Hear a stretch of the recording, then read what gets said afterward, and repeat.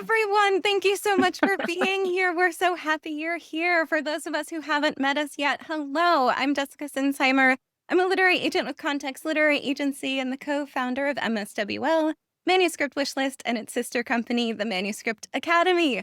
We started in 2016 with the goal of bringing everything you'd find at a conference right to your computer screen, and we like to call ourselves the happiest place in publishing. Over to you, Julie. Hey guys, I'm Julie Kingsley. I'm a writer, I'm a writing teacher. I am co-founder of the Manuscript Academy and coming to you from Maine. And we have Anna Conan here from Maine as well. Anna, tell us about you. Well, I live directly next door to Julie. Sometimes we frame for Manuscript Academy, but today we're using our own rectangles. I am a writing coach. I like to think of myself as Julie Kingsley's best friend. And I also happen to have the great good fortune of being the writing coach of Julie Soto. And I have been working with Julie through at least the last chunk of her meteoric rise. And so I'm here as a fangirl and Julie's bestie, and also, a bit of a fan of Jessica Sinsheimer. Aw, thanks, Anna. I'm a fan of you too. So Julie, tell us about you. This Julie, two Julies for the price of one today. My name is Julie Soto. I am an author of romance, adult romance, young adult thriller, and adult fantasy.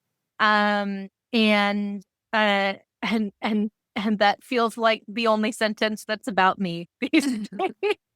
But I'm coming to you from Northern California, and I was a playwright and an actress for many years.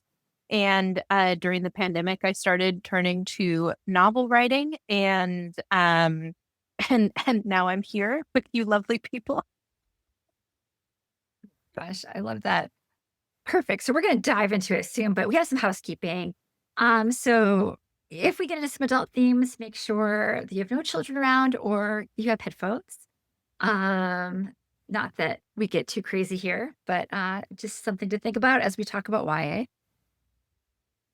Yes, and we are here to celebrate this gorgeous book, which is a bestseller with the New York Times and USA Today. Congratulations. Just because you said in your acknowledgments that you're probably drinking coffee while people are reading your acknowledgments, so all the time. Just a coffee toast to you. Coffee Yes, in a toast. can. Congratulations on this beautiful book. Thank you. I am probably drinking coffee as you read it. Yes. So we have a lot of writers here who would like to be a best-selling author someday too. And throughout today's program, we'll ask about your experience. But first, did you know this was going to happen? And what was your submission process like? Of course. I had a very interesting roundabout, which I think is the hardest thing about trying to hear advice from people about their story, because it's never the straightforward one, because we're told what the straightforward story is about how to work hard, how to do the right things in the query letter, how to get the agents in the right piles, and to do all the things that don't have to do with making a book. And then when you hear success stories, I just vomited saying that. When you hear success stories, it's never that. So it's really hard to talk about in that way. But for me, I started writing fan fiction in 2017. I love fan fiction. I love fan fiction communities. I am still writing fan fiction today. And I had the great pleasure of actually having a large following in the fandom that I was writing in, and a smaller following, but still good in a second fandom. So when you say, like, did I know I would be successful? All I knew is that I would have readers who would follow me. Not all of them, definitely not all of them. Took me a very long time to get more followers on the Julie Soto Writes Instagram than the Loves Bitka 8 Instagram. And I was just shocked at why can't all of you just come over here? You don't want to, is what I'm hearing. So when I didn't know that that things would be successful, but I knew that there would be readers for me. And when, of course, it does come to querying, if you're going to be open about fan fiction and which is a choice, that is something that publishers are looking at numbers and dollar signs as if you were an influencer who has a pre-existing group of followers who's going to come over and buy those books. So that's the confidence level that I had going into it. Yeah, we have some questions set up, and then I want to say as well to the people that are here from all over, thank you. We also have this really handy dandy Q&A at the bottom of the screen where you can put questions there and we can upvote them. We can answer them for you maybe, but that will help us when we get into that part of the event. So Julie, you're interesting to me, Anna. Can I just share a little bit about Julie's submission process as her co-publisher? Please. Yes. Because Anna was there for me for the entire process. Like, we're going to make a map and you're on a motorcycle and I'm in the sidecar and I am holding the map and here we go. Right. And a couple of things that I'll say about Julie. Julie was always a great writer. Fantastic writer. First, Julie was an anonymous fan fiction superstar. So Julie then had to unveil herself. And that was a process for you too, expose yourself. Yeah. Yeah. And she had all these fans who loved her. And one thing I will say for fan fiction, and I don't know if there's something like this for just original fiction, but the amount of dopamine and serotonin and joy and also feedback, it wasn't all positive because there was some people who were really cranky, mostly about why wasn't she writing faster for free? But right. She got a lot of feedback and it really helped cultivate her as a writer. She was already really gifted, but that process of being in a writing group of people who want you to succeed, who aren't competing with you, they just want more of what you're making. And that was amazing. Yeah. But then it came time for Julie to write query letters and send submissions. And she did not enjoy that process. Julie, wouldn't you say that's accurate? Who does? But yeah, exactly. So Julie actually had a great connection to a really good agent that she had met and had personal chemistry with. They vibed. They had lots of people in common. This woman was a fan of her fan fiction. So it seemed like a no-brainer. And Julie's like, that's the woman I want to be my agent. But she didn't read. It took her forever to read. And she was waiting. And while she's waiting, she's submitting. And what were those boards that you went to, Julie, that you sat on like an egg? Query Tracker, the Query Tracker website. Yeah. I don't know if you guys talk about it here. I mean, yeah. It's You sat on it like an egg. That is sat on it like an egg. Yeah. that. And Every morning. Yeah. We would meet and she'd be like, well, this is what I read. And this is what this person said. I'm like, does anyone ever come back and give good news? Because I feel like this is maybe an unhealthy place for all of you to hang out. And it was like, this agent reads from the top of the pile. This one just dives into the middle. I'm like, okay. So she's submitting and I will say, she's like, I don't want to work on my query. And I'm like, I don't really know a lot about that, but Julie Kingsley does. So Julie Soto and Julie Kingsley met and Julie worked with Julie on her cover letter, which for those of you who think that Julie is mean and gives hard notes, Julie looked at Julie's letter and was like, you know what? I think it's great. And I'd just send it. So it can happen, people. It can happen. And then she sent it out to a lot of people. She watched the query boards. And then this agent from London was like, hey, I want to read it. Then she read it. Julie, correct me if I get anything wrong. Then she read it and was like, hey, I'm interested in your writing. I think you're talented. I'd like to see you make some changes. And I'm not promising you that I'm going to be your agent. But if you're willing to make these changes, I'm willing to read it again and see if this is a good partnership. And she did, even though she was, God damn it, because what she really wanted was for someone to be like, this is perfect. Let's do this. So she got back into it. She rewrote it. She sent it back. And this agent was like, I love it. I want to be your agent. And Julie was like, and then she heard that I'm pregnant and I'm going on maternity leave. So you have to wait 6 months. Yeah. It was, let me pick up because this is exactly right. But she did me a great service by saying, I would like to be your agent, but you should have all the options, have all the information, which is that I am going out on maternity leave. And because she lived in the UK, she had a very nice, long, healthy, emotionally stable maternity leave. And so she was going out in August and wouldn't be back until January.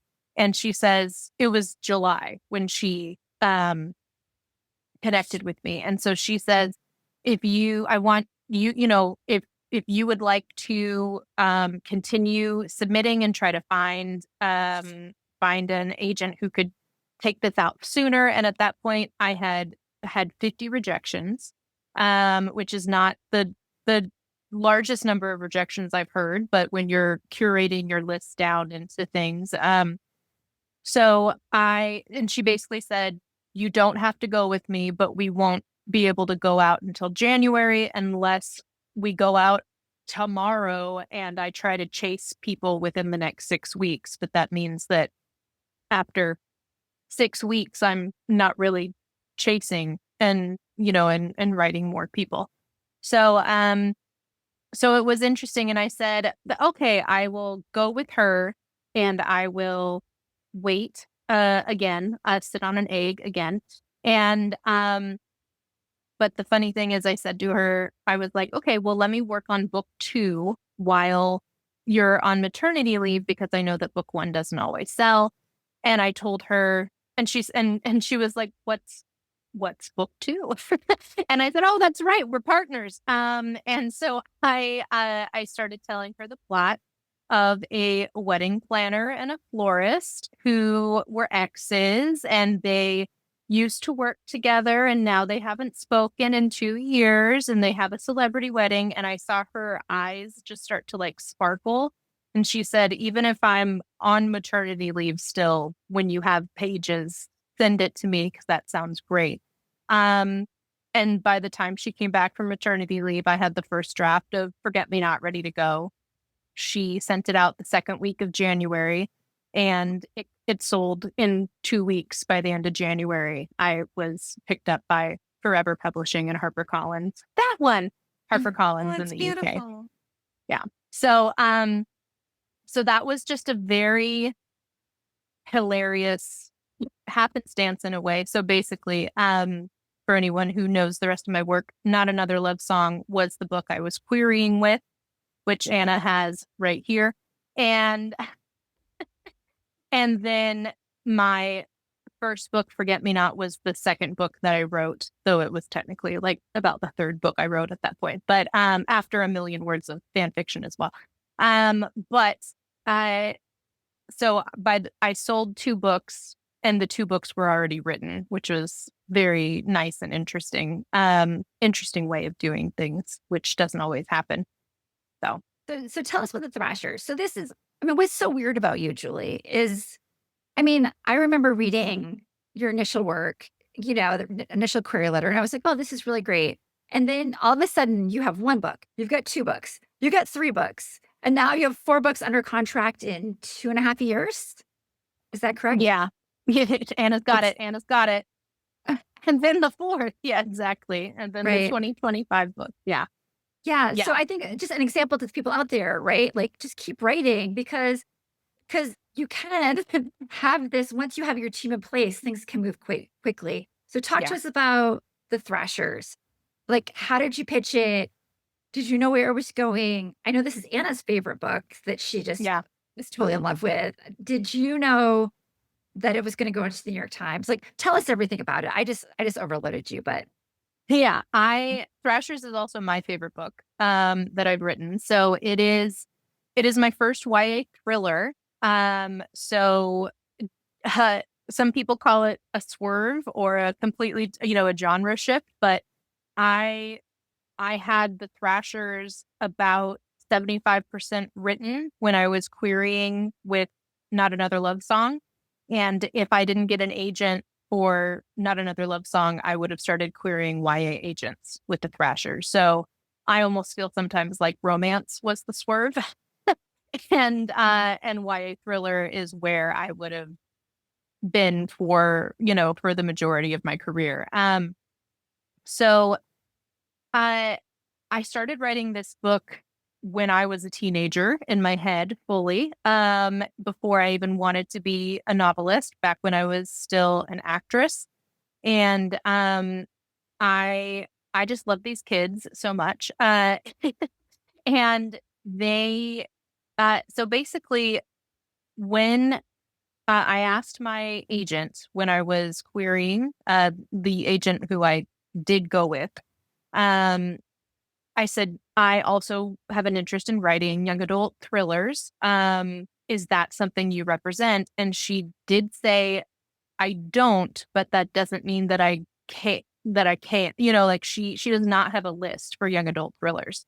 So she did so I was like, what happens? Like, do you pass me on to another agent at your agency that does do YA? Like, what does it look like? And she said, well, let's put it this way. Let's sell at the time, not another love song, and get you to be a success somewhere else. And then I get to take all of those sales numbers and what ended up being USA Today bestseller status and be like, hello, you have never heard from me, Gaia Banks, agent of adult romance, but hello, young adult thriller editor. I would like to sell you this. And so it was just a really smart thing that she did in terms of the Thrashers was pretty much finished by the time Forget Me Not sold. So then I waited a year and a half after Forget Me Not sold for Forget Me Not to be published. And then we started going out with Thrashers later that year. So it's like I was sitting on Thrashers for like 2 to 3 years at the point, waiting for an opportune moment in terms of um, having credits and sales numbers to support that that I'm good. um Vomiting again. But the basically yeah, the Thrashers pathway to publication is strange as well in that way but to your point, Julie, or maybe Jessica said it, but like the idea of just like you have to keep writing, even specifically, I think Manuscript Academy says this sometimes too, but just like when you go querying, like move on to your next project because you have to you're not going to get the response from the agent tomorrow.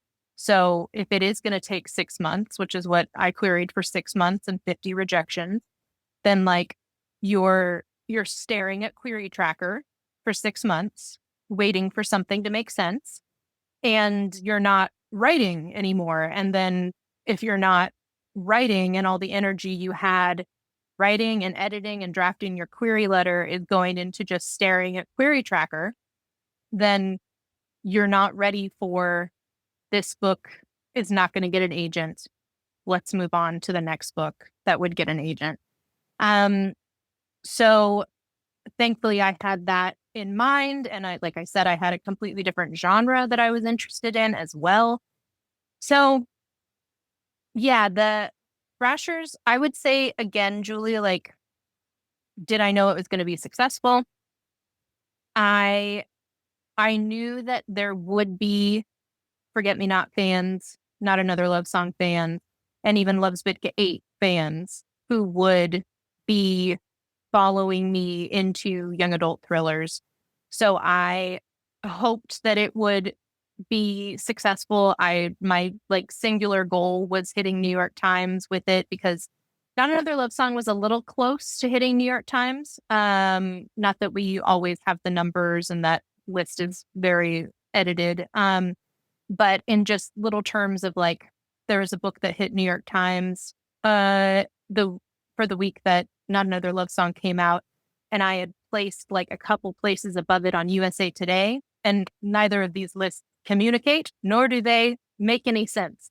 But I was like, oh, so I was close in whatever way you could call it close.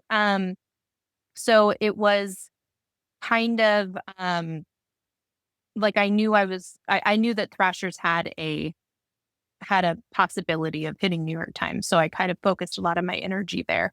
And it's helpful too that I have Rose and Chains coming out in literally 3 weeks from today. Another reason to vomit.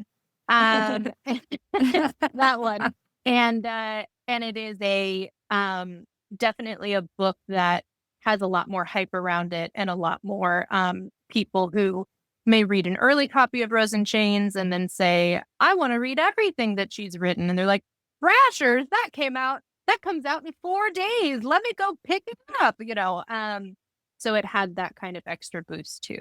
Well, I would say we were on a podcast, I think last month, and actually a editor was talking about trying to get their hands on it that works at a bookstore just so they could read it, right? I think that's a good thing. I think like word of mouth, I think that that's something that you do incredibly well, is that you make books where people say to their friends, hey, you should read this. Like there's something about your books that are exuberant and interesting and there's depth to them. Can you talk about your writing habit, and then we can go on to some Q&As? Yeah.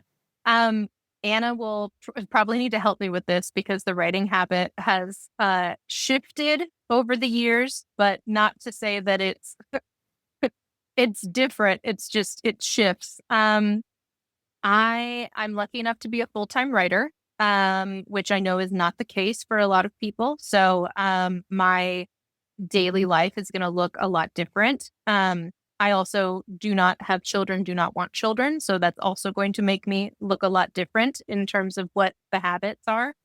But I think the biggest thing that has stayed consistent over the past 5 years of me writing and editing and then publishing is that I set the large goal, or the large goal is set for me. The publisher says, turn it in by this date.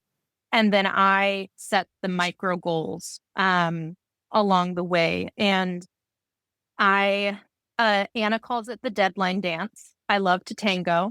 And I love to get closer and closer to that deadline and then go to a dance party with it. And I'm dating the deadline, basically. And that kind of comes from my theater background, I think, with wanting to, the aspect of Tech Week, if anyone knows theater, and getting into the theater for the first time, and then it's like all hands on deck for like 7 days straight, 6 if you're professional, and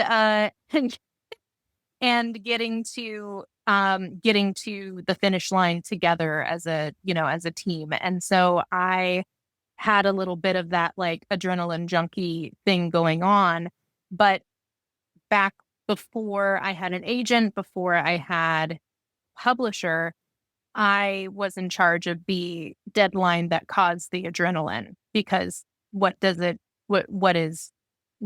matter? Who is the stern father figure telling me to do it, if not me? And so Anna becomes the kind mother figure that is I would needed. say it's been interesting watching you with your process, because you had a couple things to your advantage, the things that you said. But when you were working a full-time job before the pandemic, you used to like get on the train, go downtown, go to a coffee shop and write for like an hour or so before you went to work. So it was done, because the nighttime writing thing was a myth we talked about for a while that never happened.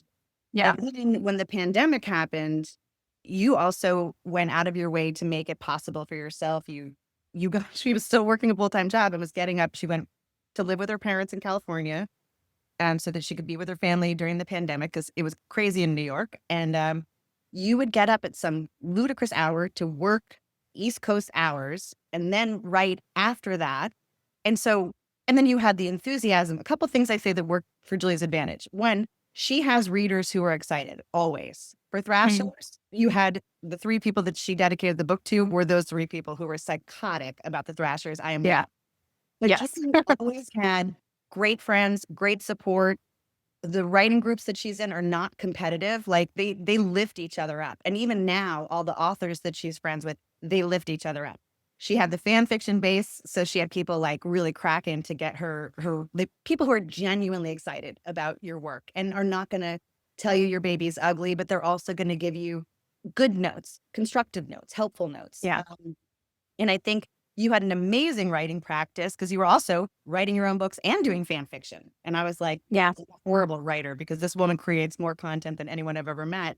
But then when you became a working, published, touring writer, the side of your brain that you use to write beautiful, creative, amazing things is very different than the side of the brain that is making Instagram posts, that is going on tour, that is dealing with schedules, that is dealing with editorial notes from other books. And if you think that you're going to get to the other side and be a New York Times bestseller and a USA Today bestseller, and people aren't going to give you notes that kick you in the spiritual crotch, you are incorrect, because Julie still gets wackadoodle notes. So she's trying to write the new book and do notes on the other book and then also tour. And I think that's where your writing bubble got penetrated. And so now you have to work harder. But one thing is, if Julie is not excited about what she's writing, she's not going to write. She's going to I'm going to play The Sims. I'm going to go write some Interview with the Vampire fan fiction. It'll be great. Yeah. Before we open it up to the larger questions, I wanted to point out something. A lot of writers think that if their book is going to succeed, they'll get a yes from an agent within 24 hours. It takes time. This is proof that it takes time. Don't panic if it is taking time. Okay, before we move on, I wanted to ask, it's so hard to pitch a book. It is using yet another part of the brain than writing the pages. How did you pitch this, and what were your comps, if you don't mind sharing? For the Thrasher specifically. Yeah. It was pitched. I mean, the good thing is that I did not have to query the Thrashers. I did have help, but I did write the query letter. I did have to, even like when I was talking to agents who were not my agent that I went to, that I signed with, I was trying to like, I'm very impressive. Don't you want to hear about all the things I can do?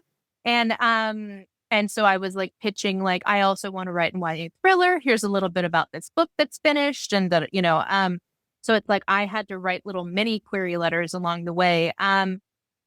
And I feel like this book, so the good thing is that I did not have to pitch it. My agent got to pitch it. And I did have access to what she was saying about it, and it all kind of jives with what I was saying. But it was pitched as a group of friends who find themselves in the middle of a police investigation after a classmate who desperately wanted to be part of their clique ends up dead. And after the discovery of a journal that detailed some concerning behavior of the group of friends, it's the friends figure out that possibly Emily is not done with them yet, even from beyond the grave. So the comps that were used, I think we used, I feel like, and maybe Jessica, you may agree or disagree. I feel like agents get a little more leeway with like, don't choose, beach read, and and the love hypothesis. Like I feel like agents get a little bit more like, this is just like an Emily Henry book, whereas like the author, the author has to be like, let's reach deep into the archives of everything that's been written in the past 3 years, and find the perfect comp. So I think it was pitched as One of Us is Lying, and for fans of Holly Jackson and Karen and McManus. And it's from there, the readers help so much with comps, which is not helpful for you guys. But it's like people will say, I love this book. It felt like Pretty Little Liars. It felt like, and a lot of it is generally TV shows or pop culture moments that are going on right now. So it's, comps. I feel like the comps I used for Not Another Love Song, which is when I was querying and I was alone in the trenches with my coach. But I used the hating game, which this was 2020 when I was querying. So it was right at the end of like, let's stop using the hating game. And I used Mozart in the Jungle on Amazon Prime because it was the only, I won't say that, it was one of the more popular, more known products, pieces of fiction that was talking about life in the orchestra. And there was one of my dream agents was Kim Lionetti at Bookends, and I actually was using, pitch wars and pitch mad tags, and then searching the tags and searching the words Mozart in the Jungle plus the tag, because agents will talk about what they're looking for back when Twitter was a thing. And Kim Lionetti was the only person who was like, I'd love some books set in an orchestra like Mozart in the Jungle. And I was like, get this for you. And so I utilized that without being like, hey, I dug up a tweet right 5 years ago. I had to word it carefully, but I crafted the query, and she did ask for the full. So that was like a huge win that I knew how to pitch to her because she had talked previously about what she was looking for. So I feel like it's hard to give hard and fast rules on prompts, but like if something, I also feel like agents, they read books, but they also watch television and they also watch movies. So if you're writing about Black vampires, I think you should say Sinners meets the hating game. Like Sinners is the moment. So I think you should be utilizing the moment. Now, are there books about Black vampires? Yes. So it's like there's, possibly the sense of like, do your homework around what is a book I can use that feels like Sinners, or, when Barbie was coming out, like what are books that feel like this kind of omniscient narrator, Helen Mirren is telling you a story about a happy-go-lucky character who gets her world cracked open. Like what are the books that feel like that? Versus, my book is so like Barbie. I wish I could pitch it like that. Yeah, comps are hard, you guys. They are really hard. Can confirm we watch TV and are totally fine with that. So, okay. Yeah. Lots of questions. I'm going to merge several questions into one. Okay. What advice do you have for writers who want to switch genres or age groups, who are agented or unagented? Because I know the advice might be a little different. Yeah. Agented, talk to your agent about and I would hope that you have a strong enough relationship with your agent to where that's not a scary conversation for you. But I know that it can be. So stand your ground. Also, I would say maybe for both, but for agented people too, figure out your why. Is it because you're not selling, or you're not getting agents hooked on your queries? Or is it because you haven't had success in the genre that you're doing?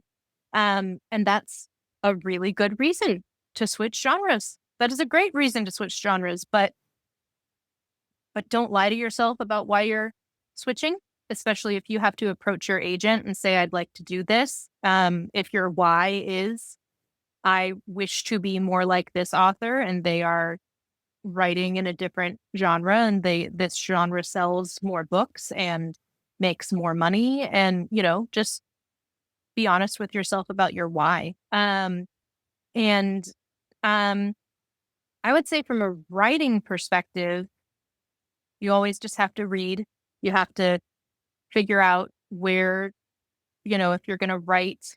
I remember I was not reading a lot of YA thrillers back in think 2018, 2019. But I loved YA thriller TV shows. I loved Pretty Little Liars. I loved those episodes of Gossip Girl where there was like impending danger. And like there's like this specific episode in like season 1 or season 2 where like Serena is crashing out and like everyone, like no one's even talking to each other, but they all come together to like, we have to find Serena. And like Dan comes to Blair's penthouse and is like, I need to talk to her. And everyone's like, you're not allowed to talk to her.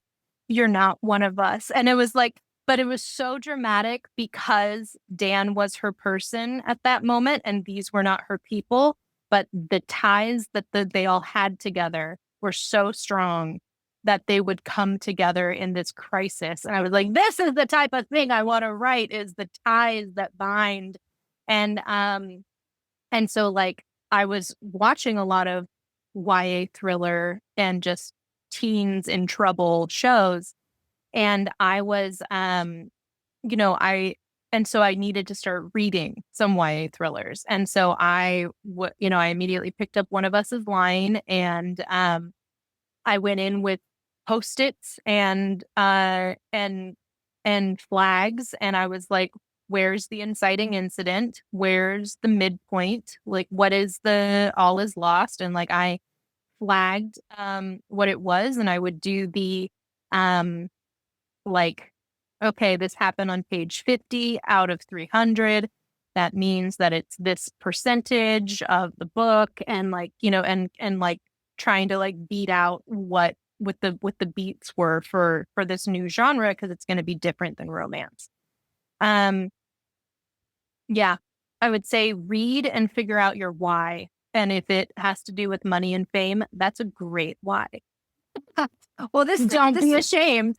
Don't be ashamed. I love that. So this is a great kind of question that goes with that. So how do you think about creating a hook? Yeah. I feel like hooks have to be the reason why you want to write it, in a way. Like even if you can't articulate to your friend, your husband, your wife, your coworker, your spouse, like if you can't articulate to someone what the book's about, but you can say like, I can't stop thinking about this idea of a group of friends who hate each other, but when one of them's in danger, they say, you're not invited in the penthouse, like you have, like, if you can't, even if you can't put together like what your 3 paragraphs of a query would be, like, what's the reason why you started writing it in the first place, and try to figure out how that can be used to tell someone why they would possibly ever want to read it, or allow you to talk their ear off about it. And that's kind of the thing, is like, would your spouse want to hear you talk about this project for the next 3 years? And how would you tell your spouse to how would you tell them more information about this thing that you want to talk about to them for 3 years? Anna, what were you going to say? I would say also be flexible, right? Because you may have the story and maybe you don't have your hook yet, or it's like hookish, but you don't have like the big surprise. I mean, Thrashers is filled with a lot of exciting surprises. But one of my jobs as a coach is just to be a pain in the ass and ask annoying questions and be like, but why? Like, I feel like I'm a stand-in for the reader, and I want to understand for the reader what's happening and why. Am I supposed to know what's going on? Because most of the time I am, but sometimes I'm not supposed to be knowing what's going on. And so one of the big things that happens in Thrashers is like, Julie was like, I don't think this character would do this. And I was like, but what if they did? Yeah. It's like, I hate it.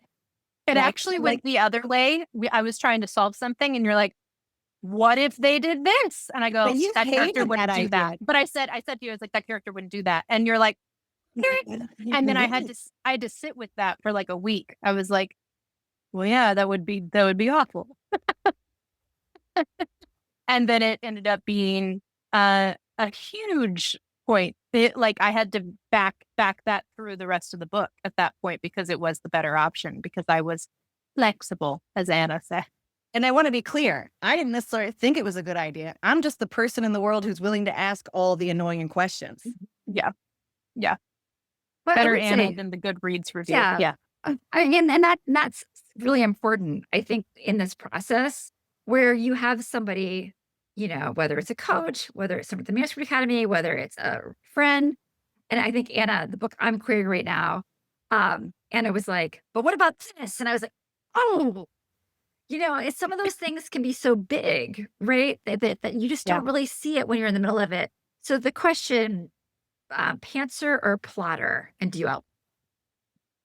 I am a plotter until I do not want to do the plot. But I need to know how the book ends before I start even putting any words on the page. I used to do this back in fan fiction too. I would just like ruminate on what kind of fic would I write if I were to write for these people, and like what would it look like, and then like how, and I would know how it ends before I'd even start writing.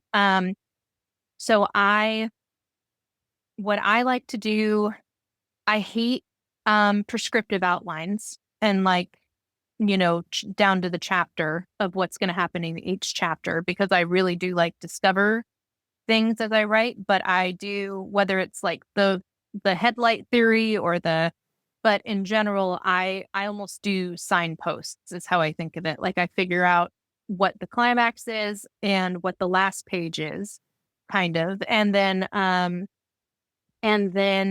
I figure out what the midpoint is, which the midpoint is the hardest thing for me to figure out always. I never understand what it is. Something big happens in the middle, but apparently it should affect someone emotionally. And I'm just like, ah. And then I also find out what the inciting incident is. So it's like I find out those huge beats, inciting incident, break into act 2, midpoint, all is lost, break into act 3, climax, and generally I like to know what the last page is. And before I start writing. So it's like I have that, which also then makes act 2 really awful to write, because if you know the break into act 2 and the midpoint, then there's like 40%, 30 to 40% of the book sometimes where you're just like, I don't know, stuff happens. One of the other things I think you do well, Julie, like you do great plotting, and then when the Holy Spirit visits you. Yeah. We talk a lot about Julie being a creator goddess and that she is God of worlds, God of the creation. So she gets to make all the rules and all the lands and everything. And she was working on something recently where she's like, God, I made all these lands. We haven't been to any of them yet. So I guess I'm going to pull a hard right. I'm going to go hit some of these lands so we know. Yeah. You're like, I don't know how long I'm going to be in these lands. I'm like, well, do you want to create some sort of container? Like, are we talking days, weeks? Because she was stepping out of her The outline. but Yeah. being super cool. So she also has, and it may be the actress in you that has the improvisational skills that allows you to take those daring side quests. But that was a really cool side quest. And you were like, God, because they made a map, so she's like, I don't know, Yeah. made all this land. I think we should go there. Yeah, exactly. That is exactly where, when we had that conversation was the act 2, the fun and games section, where it was like, what am I going to do to fill all this? And it's like, I know, we'll go to other countries. We're getting a lot of appreciation for you from the audience. Just wanted to give you the general vibe out there. They're very happy you're here. They're impressed with the fact that you built an online following. And we have a few Yeah. questions about what advice you might have for other writers who'd like to do the same. Build an online following. Mine felt very organic. And maybe that's not true, but in terms of like, I don't think I worked I don't think I worked the algorithms to build my following. I was lucky enough to be grandfathered into the friendship with Allie Hazelwood, as I like to say. I was friends with her before she was Allie Hazelwood. And so I surrounded myself not manipulatively, but I just so happen to surround myself with people who are doing what I want to do and doing it well. Um, and uh, and then that comes with support, with advice, and also with things where if you have the right kind of friends, then they are seeing their hundreds of thousands of followers and your tens of thousands and saying, let's do a giveaway. Let's do a giveaway where I'm giving away, it's not about giving away Julie's books. Allie would say, I'm going to give away an early copy of Bride to anyone who, and a copy of Not Another Love Song. We're going to give away both of our books. Mine is highly anticipated. And you have to follow both of us in order to win this giveaway. And it's like, there's pieces like that I feel were like the influx of followers moments. I mean, to clarify this, I did not have social media following prior to Forget Me Not. I did not have, it took me until 3 months after Forget Me Not came out to hit 10,000 followers, which is actually quite a lot. But in terms of like thinking of like harnessing an online following, like my fan fictions at the time had 1 million views. So it's like there were 1 million people who had clicked, the unique IP addresses who had clicked on that fan fiction. So it's like they were not following me over to publishing, so I, and in fact, to this day, I get like, oh my God, I didn't know you were Love's Bitka 8. And I'm like, that's totally fine. But like in all of my author's notes, I'm talking about how you can find me, and it's like, and it's fine. That's not what they're here reading fan fiction for. That's kind of one of the beautiful things about fan fiction is it's not about, it's about the community. And it's not about the author or even the fic itself sometimes. So I feel like my answer to this question would be about fostering friendships and relationships that are honest and supportive both ways, that eventually turn into doing the book event for that person's book when it comes out, and you're the one interviewing them, and they and you get book sales from that, or you get exposure from things. It's really hard to say because I had readers and readership, but it did not look like online followers. So it's really hard to measure. Julie, who was the woman that you used to watch her videos? So she was an author that Alexa Dunn. And then she did my LA event for the Thrashers.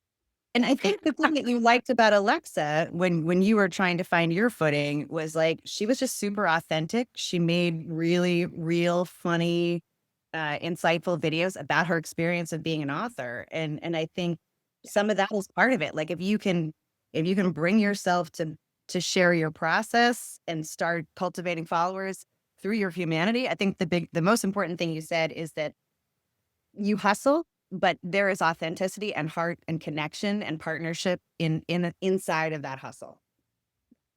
Yeah. Well, and half the authors who you see posting 3 to 5 times a week, when they don't have a book coming out, when it's like the book's 3 months away, 3 to 5 times a week, massive engagement, massive following. That's not them. That's that's the PA, that's the publisher doing the posting. So I could say find a account that of a genre that you want to write in, and a readership you want to have, and the amount of followers you hope to have one day. Don't choose Colleen Hoover. You're not going to get to 2 million followers anytime soon. But like find the account that's reachable and model your Instagram after them. But they're not the ones doing that work there, like my publisher makes me almost all of my graphics, my like standalone graphics. That's just like the book and the blurb from Rebecca Ross's blurb and Hannah Grace's blurb that I just posted in the past couple of weeks. Like my publisher sent me a folder of those. So it's like, I can't even tell you to model what you want off of, because that's not the authentic side, is the algorithm finding those posts. And, but on top of that, Hannah Grace offered me a blurb. She's an absolutely wonderful person, as well as being a superstar. And on top of that, we made the blurb. It says Hannah Grace. I tagged her in the image, and she took that image and put it on her stories and said, I love this book. This is so true. I can't wait for everyone else to read it. And I'm like, look, an authentic friend that I have who, again, knows that she has this many followers and I have this many followers, and she is going to authentically tell people about it. Also without like ruining her own grid, because sometimes that's what you want to have a pretty grid of your own, but like you still want to support other people. So that's such a hard question. Be authentic. But like it's know that the people who are getting the engagement and the following that you wish you were getting, they have the support already. So don't compare yourself to them yet. You have to make the friendships, because you're not going to get a following talking about a book that you're writing, that you're querying, that doesn't have a publisher. You're not going to get that following to make you a commodity to a publisher if people can't read that book yet. And it's really hard to find the way into the algorithm. And sometimes it's being mean about other people's books is how you find the following. That's how people love watching videos that tear down other people, and the algorithm will always find the videos that tear people down. And guess what? That person will not give you a blurb. When you do become published, and when a publisher says, oh, they already have 25,000 followers, that's great. And it's because you've been mean, and people like watching you be mean. And then you have to go to the lunchroom with all the people you were mean with, and you're going to meet them at conferences, and you're going to have to ask people to blurb your book. And it's people that you've been mean to. And it's unfortunate that that's the best way for the algorithm to find you. To be very clear, we're not suggesting you be mean. No, Be nice. no. You know how hard this is. Support your fellow writer. Suggesting it, you guys. Get those 25,000 followers. Yeah.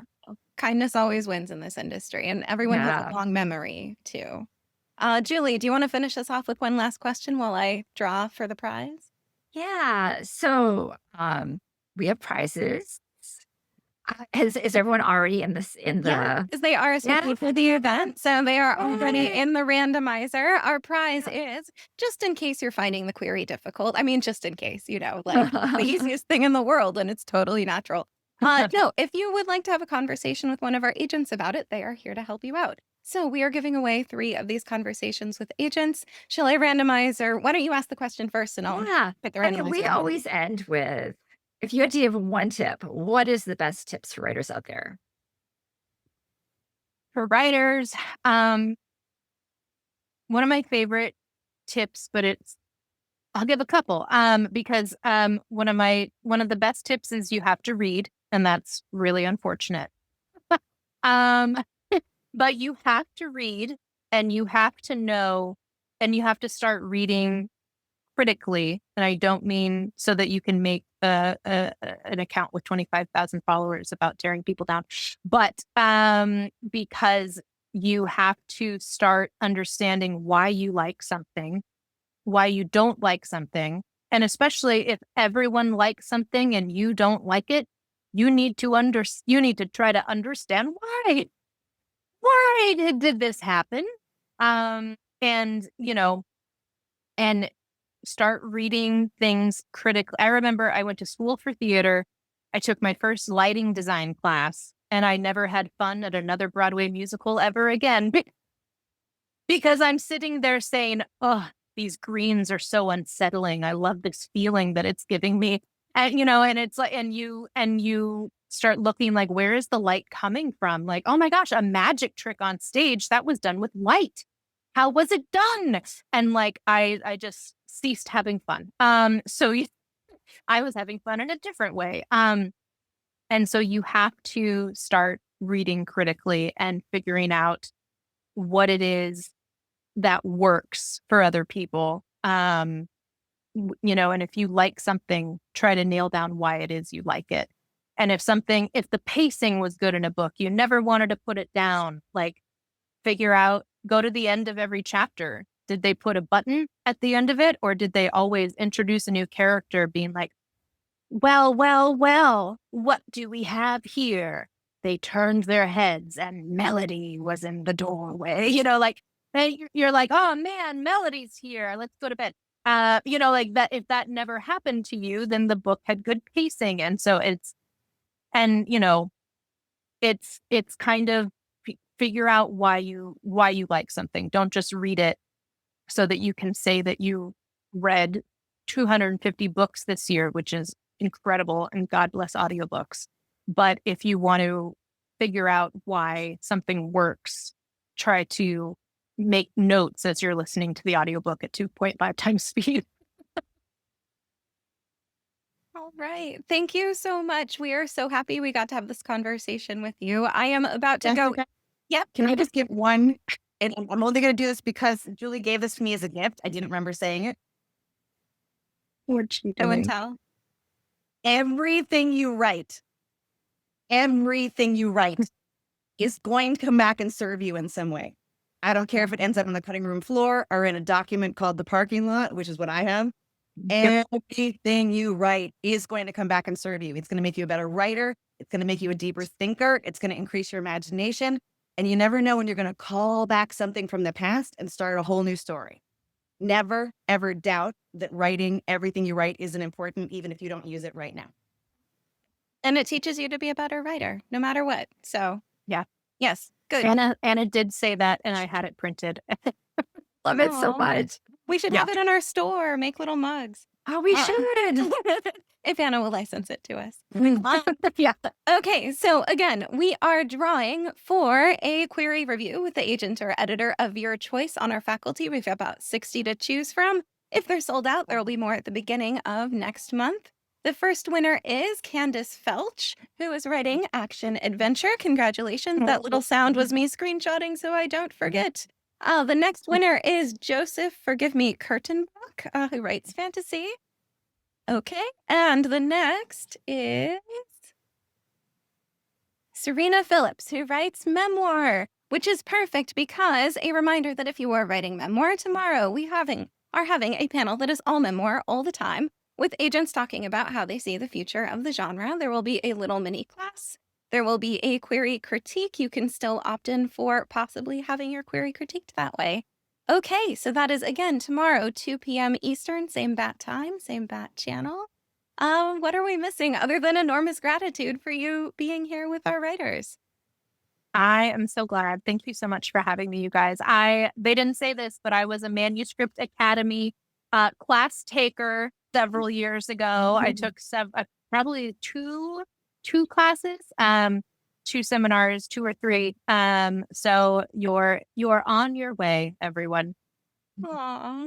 Thanks so much, everyone. Congratulations again, and take care. Be creative. Like Anna said, nothing is wasted. So go make some new words. Yeah. Bye. Bye, everyone. Bye.